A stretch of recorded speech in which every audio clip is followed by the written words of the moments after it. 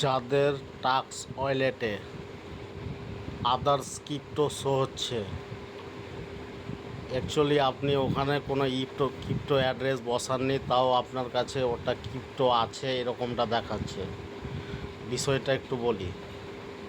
Tax ওয়ালেটের উপর দিক দিয়ে একটা নোটিফিকেশান এসেছিল, ওই নোটিফিকেশানটায় আপনি ক্লিক করেছিলেন।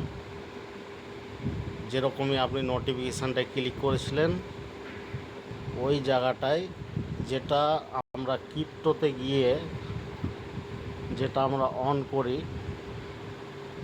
ম্যানেজ ক্রিপ্টোতে যাওয়ার পরে যেটা আমরা অন করি এখান থেকে, ওটা ওখানে শো হয়, কিন্তু নোটিফিকেশান আসার কারণে আপনি ওখানে ক্লিক করেছিলেন, ওই কারণে এটা অটোমেটিক শো হয়ে যাচ্ছিল।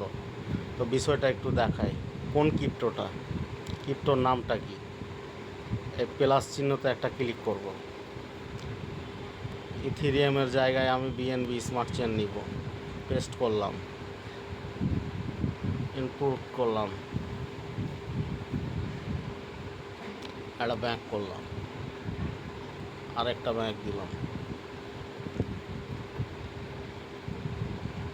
X BNB smart chain.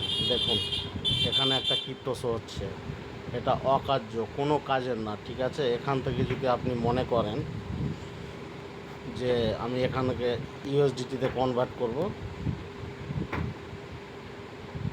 কিচ্ছু করতে পারবেন না।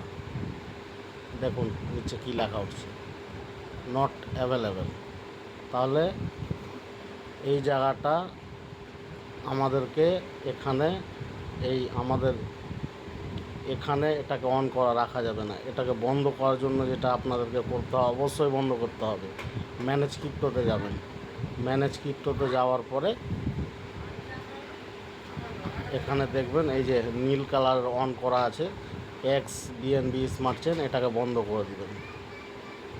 বাস দিয়ে ব্যাক করবেন, আপনার কাজ কমপ্লিট।